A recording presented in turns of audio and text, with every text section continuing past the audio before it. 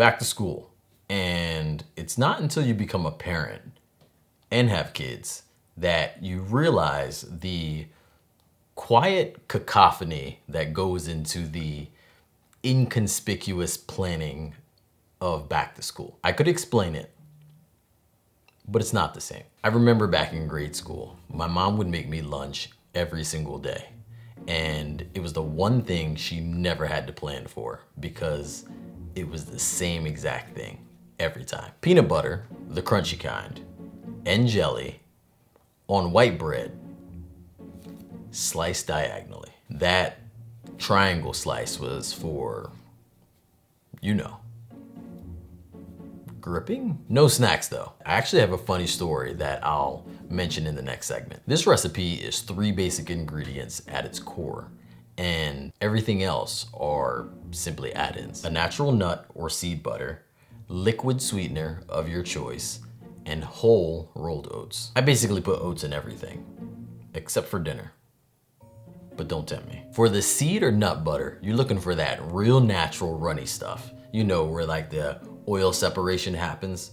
And I typically just use a fork to consolidate everything. This isn't only to add healthy fats and protein into the mix, but to provide that lesser known service of binding the ingredients together while it's accompanied by your liquid sweetener. From there, you add oats and any other addition you want to put in, which is reasonably the best part. Granola bars are like the chameleon of snacks, and they will hire you to create them with little to no creative background necessary. Despite that, for those looking for direction on, you know, what kind of candy bars you should make,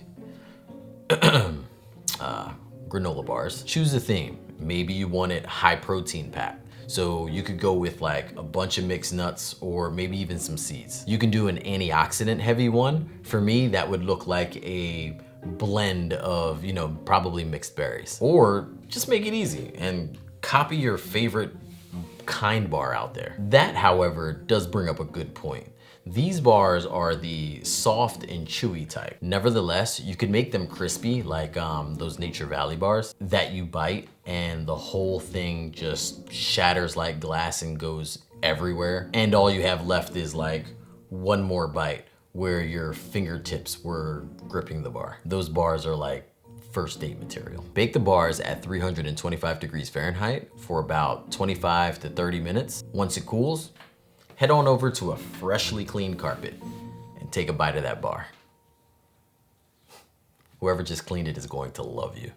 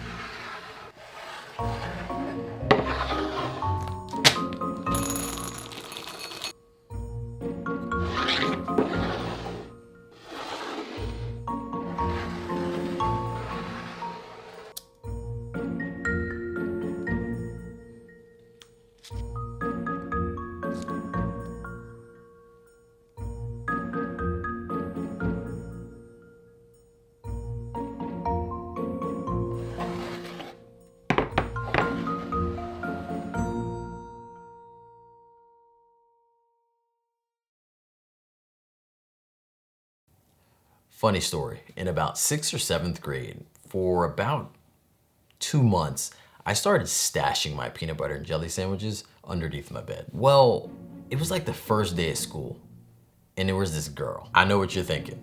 What color were her eyes, right? Yeah, I don't know. This girl and I, we used to stare at each other in class, and she was my girlfriend for like 8 weeks.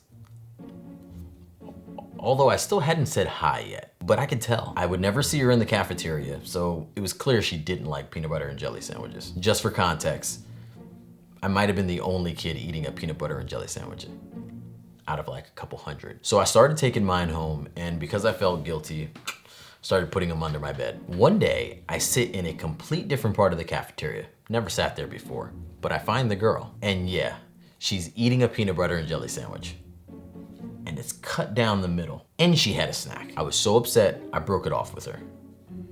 She just doesn't know yet. So inspired by my middle school crush and TikTok are these chocolate delights. Back then, I felt like only the cool kids had snacks, or the ones that could afford it. But these bite-sized treats not only are pocket-friendly, they're a blend between candy and healthy snack. I'm starting things off with a banana, but you could really have fun with this and pretty much just mix things up. You could use a cherry, a strawberry, or maybe even some blueberries, or a combination of all of it. Then there's the addition of nuts or seeds, dried fruit, spices like cinnamon and nutmeg, maybe on the banana. I feel like a rapper. I'm just kind of, spitting these ideas off the top. The chocolate chips I'm using are from Walmart, and they are top 9 free. Although on the bag, it references top 8 free. And it comes in semi-sweet, dark chocolate, and white chocolate. And the idea here is don't make it complicated, just have fun. As you can see, the options are endless and really can go as far as your mind will travel.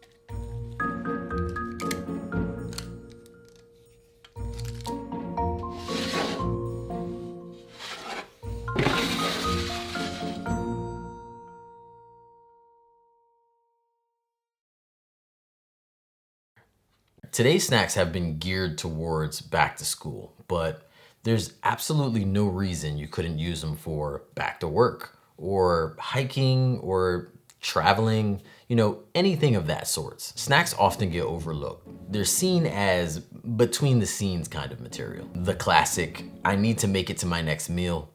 What can I have in between? And this may not be for everyone, but snacks play a crucial part in fueling the machine. You know that 2-3 o'clock feeling? You could spend your precious money on costly, small, bite-sized bottles that can help get you in the spirit, or spend significantly less money and make small, long-lasting energy bites. Some people call them energy balls, but there's still a middle school kid in me that won't let me say that with a straight face. While this recipe can be made in 5 minutes, once you take a bite, they just could not be ready fast enough. Whatever you do, just don't rush the process. These bites are basically granola bars just smashed into a ball. And similar to them, the nut butter and sweetener are playing a part in binding the ingredients together. But where you may want to rush it is in the refrigeration process. So I recommend at least letting them sit for just about an hour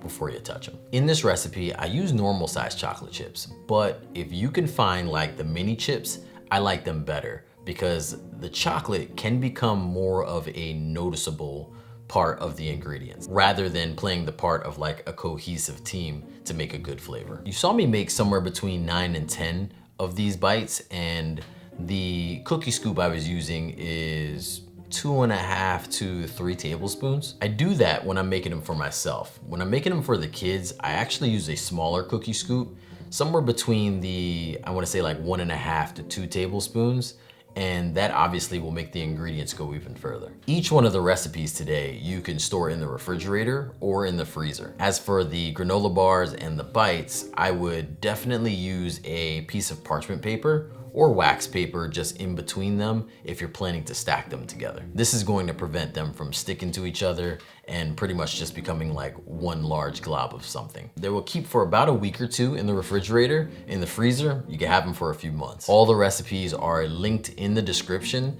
except for the chocolate cups, which may be written out until I get that recipe up on the website. I make videos once a week. If you need inspiration before that, don't forget to head over to the website, makeitdairyfree.com, listed here on the screen. Also, don't forget to check out my last video if you missed it. I truly appreciate you. Until next time, believe in good. Peace.